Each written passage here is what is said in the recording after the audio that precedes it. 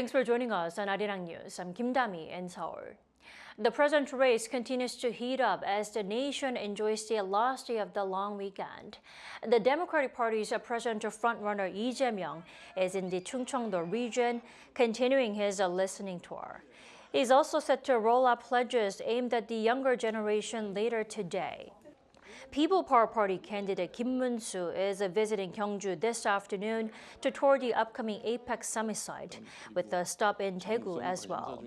Now, independent candidate and former Prime Minister Han Duck-soo held a media roundtable this morning to lay out his campaign vision, and will meet with fellow independent Lee Na-gyun, another former Prime Minister now in the race. Meanwhile, talks of a conservative merger are heating up. Kim met with PPP leadership late last night, but the two sides have yet to agree on how and when to move forward.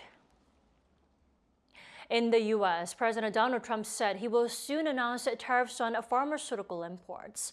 This follows his recent announcement of tariffs on overseas movies, as the U.S. leader expands the scope of his tariffs push. An Sung-jin has more. U.S. President Donald Trump is to announce pharmaceutical-specific tariffs within the next 2 weeks. While speaking with reporters at the White House on Monday, Trump said that his country is being unfairly ripped off compared to other nations around the world. Speculation on pharmaceutical tariffs had been raised before, when the Trump administration directed the Commerce Department to investigate the effect of drug imports on national security.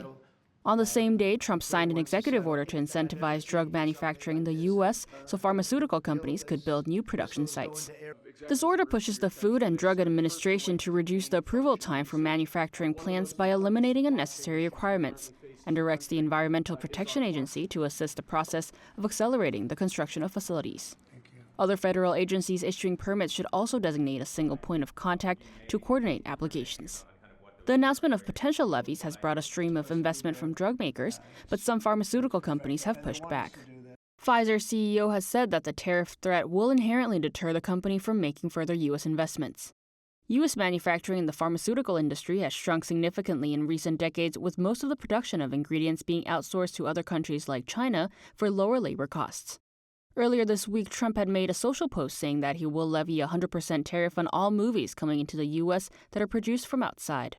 Our film industry has been decimated by other countries, taking them out. And I'm not looking to hurt the industry. I want to help the industry.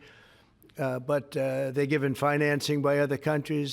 The White House said on Monday that it was figuring out how to comply with the president's wishes, as its deputy press secretary said that though no final decision on foreign film tariffs had been made, the administration is exploring all options to deliver on President Trump's directive. Implementation of these latest tariffs is unclear, but Trump's expansion of his tariff threats to the cultural sector is getting attention from stakeholders in and outside of the country. An Sung-jin, Arirang News. The Gaza war could be about to see even more intense fighting, as Israel's Security Cabinet on Monday approved a plan to expand its military operations in the Gaza Strip. Under the new Gaza war plan, unanimously approved by the cabinet on Sunday, there will be stronger strikes against Hamas to rescue the remaining hostages. To do that, Gaza's 2.1 million population will reportedly be relocated to Gaza's south. According to an Israeli official, the new plan won't begin until after U.S. President Donald Trump concludes his visit to the Middle East this month, which leaves a possibility that Israel might agree to a ceasefire in the meantime. The conclave to choose the next pope begins over in Rome on Tuesday local time. The coming conclave is expected to be the largest in history of the Catholic Church, with 133 cardinals from 70 countries set to gather in the Sistine Chapel. Smoke from the chimney at the end of the day shows whether there has been a decision, with a black smoke if a new candidate has secured a 2/3 of majority, or white smoke if a new pope is selected. If a pope is not chosen after 3 days of voting, cardinals take a break from voting for up to 1 day for prayer. Now, it took 2 days to select Pope Francis back in 2013. Purchases of Korean beauty products through overseas shopping reached nearly $1 billion last year. According to Korea Customs Service on Tuesday, foreign consumers outside of Korea that have directly purchased from Korean e-commerce platforms have bought $973 million worth of K-beauty goods, including cosmetics or perfume.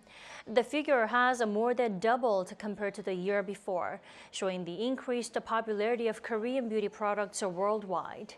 Now, out of the 10 major categories of direct purchase items, including clothing, batteries, and others, K-beauty products take up the largest portion. Growers of fruits such as strawberries used to face problems in selling them overseas since they tended to spoil and decay easily. The Rural Development Administration, however, introduced a technique in 2019 that maintained their freshness. Cha Yun-kyung reports. Since 2021, the Rural Development Administration has used a controlled atmosphere technique to maintain strawberries' freshness for export markets. The technique does this and delays spoiling and decay by removing oxygen while increasing levels of other preservative gases. Introducing the CA technique allowed growers to increase their shipments and also use container ships for exports as opposed to just air transport. This saved distribution costs of up to 16 billion Korean won. The simultaneous complex management technique removes air from containers and introduces carbon and chlorine dioxides. The former gives strawberries a firmer texture, while the latter prevents mold infestation. This decreases decay of the strawberries by up to 20%. We can deliver high-quality products, and we can send as much as we can, since the technique can maintain the freshness of the fruit.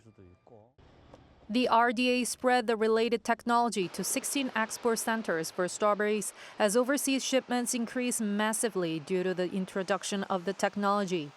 The amount rose fivefold from 2007's 986 tons to 5,012 tons in 2024.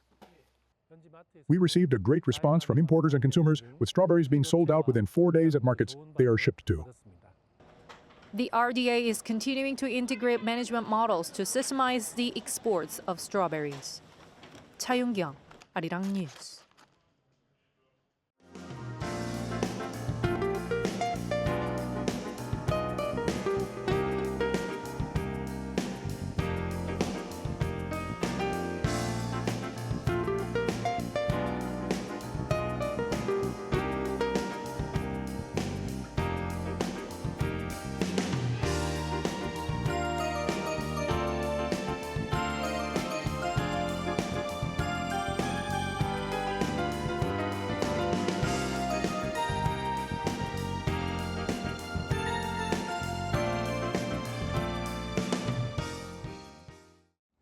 That is all we have for this afternoon. We will be back later at 6 p.m. Korea time. Until then, goodbye.